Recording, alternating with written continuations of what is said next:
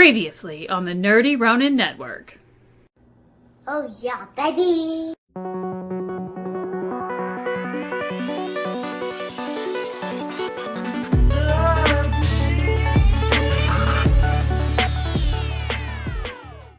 Well, it's Wednesday, right? Middle of the week, hump day. The week's rearing on. Slowly going over that hill on its way to the weekend. How's everybody doing? Oh, that's fantastic. And we're fine as well. Oh, it's been a long morning. However, well, first things first. Thanks for being here. Like and subscribe if you enjoy the videos. And we're always glad to have you here. Squeaky Chair thinks y'all are the bee's knees, as well as I. There's some links in the description for some things that I use and enjoy. You might like them as well, including coffee recommendations. I don't get paid for this. It's just stuff I actually use and enjoy. And I thought you might like it as well. Feel free to check it out. Now, first things first. There's a book called A Man on Fire.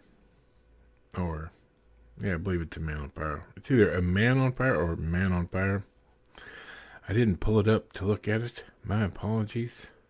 But okay, it's Man on Fire. I did pull it up. Well, look at me being prepared and not realizing it. It's by A.J. Quinnell. And I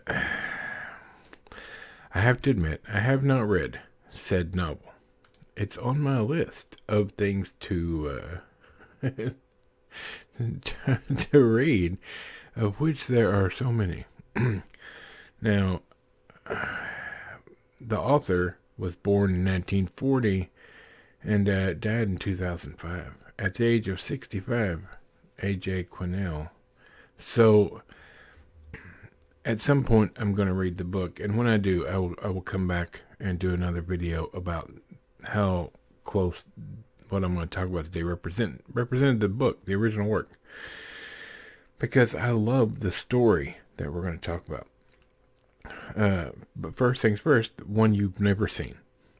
Man on Fire, 1987, rated R, hour and 32 minutes. It's a French-Italian movie. Now, it's in English for the most part, but there are a couple of scenes that are in Italian. So, you might want to use the subtitles, because I don't speak Italian. Now, if you do, ignore that last statement. It stars Scott Glenn, and Joe Pesci is in this movie as well. Jonathan Pryce, Danny Aiello. There's a couple of faces you will recognize in this movie. Now, more than likely you have heard of Man on Fire, and it wasn't this one. That being said, the Man on Fire you have heard about, which is the one with Denzel Washington from 2004, which is 2 hours and 26 minutes, rated R, directed by Tony Scott.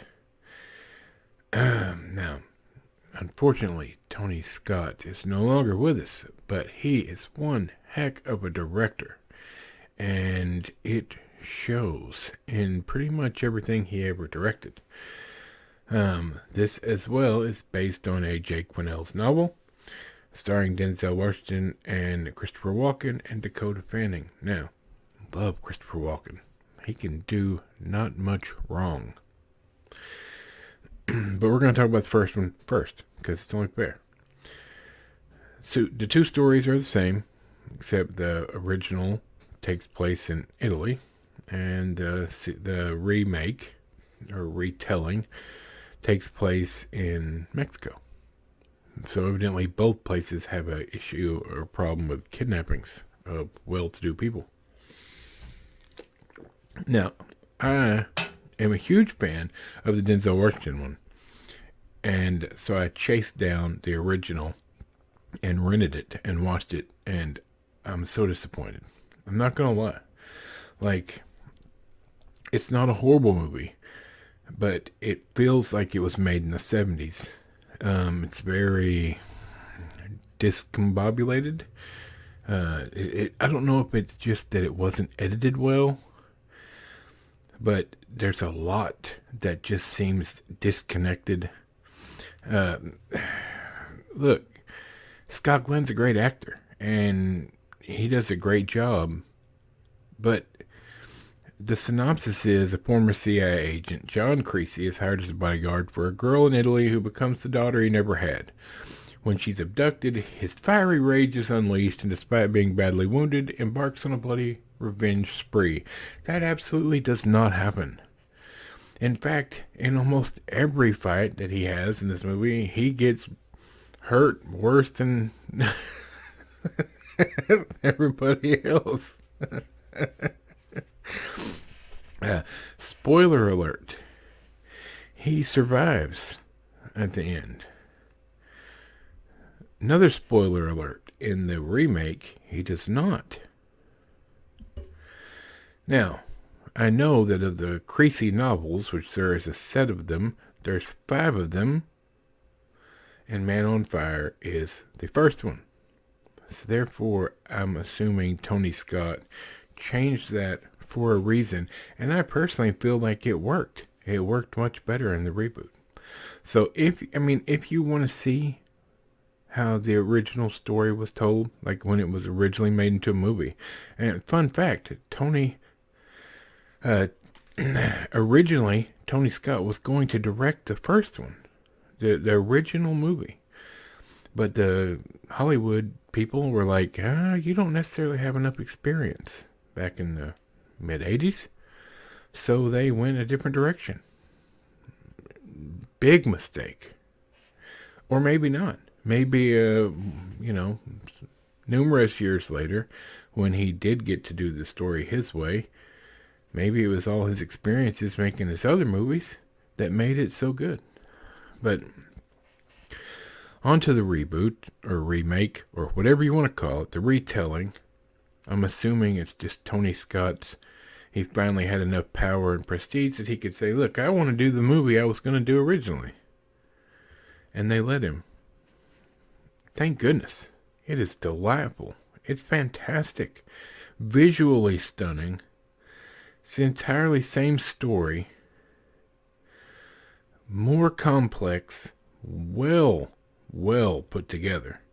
The story makes sense. The characters make sense. Their actions make sense. And it is edited, perfectly. Smooth transition, just go straight. It's just beautiful. It's really well done. It's a great movie. If you haven't seen it, you are missing out. As usual. Stop that. Watch this movie. In fact, buy this movie. Make it part of your physical media collection. It probably helps that Brian Helgeland wrote the screenplay for the second one. He's done quite a few things that I really like. L.A. Confidential, A Knight's Tale, 42. Like he even did the screenplay for Spencer Confidential, which is a weird retelling of Spencer for Hire. Payback. He's written a lot of screenplays, and a lot of them have been good. Not everything, obviously, but quite a bit. So he's quite talented. And when you see, it looks like he's got a few in the works that are going to be fantastic as well. Hopefully, if they get a good director. I'm not going to spoil it for what it is, but just... Anyway, look, here's the deal. They're both good for what they are. I won't watch the 1987 one again. Didn't enjoy it.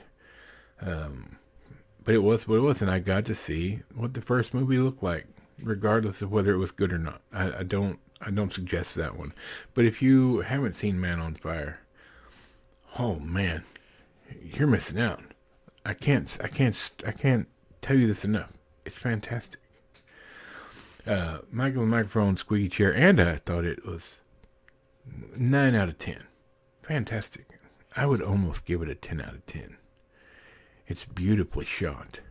And the characters are perfectly developed. It's fantastic. So there you have it. That's our Hump Day show.